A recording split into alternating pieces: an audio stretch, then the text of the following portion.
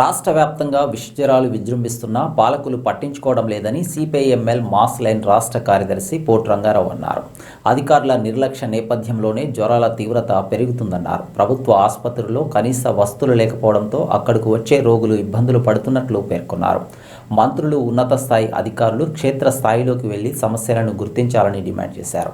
ఈ క్రమంలో ఖమ్మంలోని ఆ పార్టీ కార్యాలయంలో ఏర్పాటు చేసిన మీడియా సమావేశంలో నేతలు మాట్లాడారు. విపరీతంగా ఉంది. హైదరాబాద్లో కూడా 1106 కేసులు వచ్చినాయి, డెంగ్యూ కేసులు అత్యధికంగా హైదరాబాద్లోనే ఉన్నాయి. 287 కేసులు ఖమ్మం జిల్లాలో వచ్చినాయి.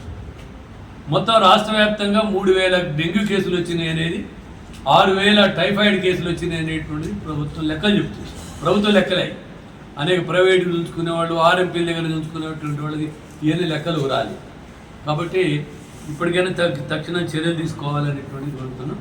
అట్లాగే ప్రైమరీ హెల్త్ సెంటర్స్ వాళ్ళు కూడా ఆయిల్ బాల్స్ తయారు చేసి మురికాలలో వదలాల్సినటువంటి అవసరం ఉన్నది.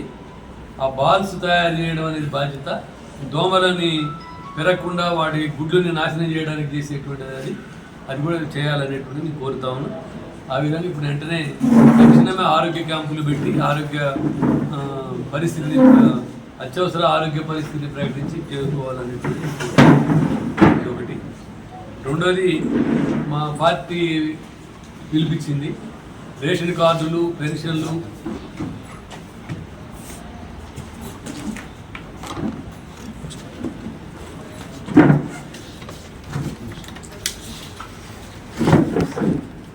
రేవంత్ రెడ్డి ప్రభుత్వం అధికారంలోకి వచ్చి 8 నెలలు అయింది.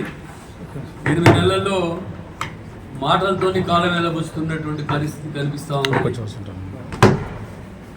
ఆరోగ్యం విషయంలో ఎట్లయితే అశ్రద్ధ వహించి ఇలా రాష్ట్రం అంతా జ్వరాల పాలన పోవడానికి అది కారణమైందో, అట్లాగే రాష్ట్రంలో అది ప్రకటించిన 420 హామీల్లో ఇలా రేషన్ కార్డులు, పెన్షన్లు, అదేవిధంగా ఇళ్ల స్థలాల ఇళ్లము, పొడు భూములకి పట్టాలు ఇవ్వడము, వ్యవసాయ కార్మికులకు 12,000 రూపాయలు ఇవ్వాలనేటువంటి వాళ్ళ హామీని అమలు చేయడము, మహాలక్ష్మి పథకం ప్రజలు రాకపోకలు బంద్ అయ్యే పరిస్థితి ఉందన్నమాట. మనం చూస్తే అటు పల్లెపాడు నుంచి ఏనుకూరు పోయేటటువంటి రోడ్డు అది చాలా చర్చీస్గా దాకా అది ఉన్నటువంటి పరిస్థితి రాకపోకలకి.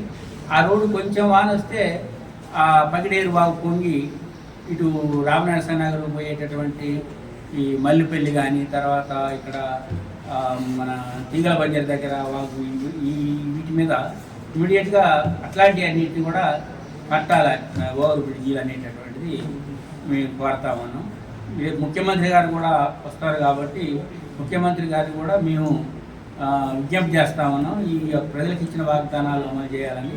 అదేవిధంగా జిల్లా అభివృద్ధికి ఈ మంత్రులు చొరవ తీసుకొని ఏదో షో 1 చేసి, ఇప్పుడు సీతారాం ప్రాజెక్టు చూస్తే అది తొందరగా అయిపోవాలనే దాంతో మొత్తం కాకోకుండానే వైరావరికి చేయటం కోసం చూస్తాను. కానీ మొత్తం అటు ఉమ్మడి జిల్లాకు సంబంధించి ఇంతకుముందు రాళ్లపాడులో శంకుస్థాపన చేశారు.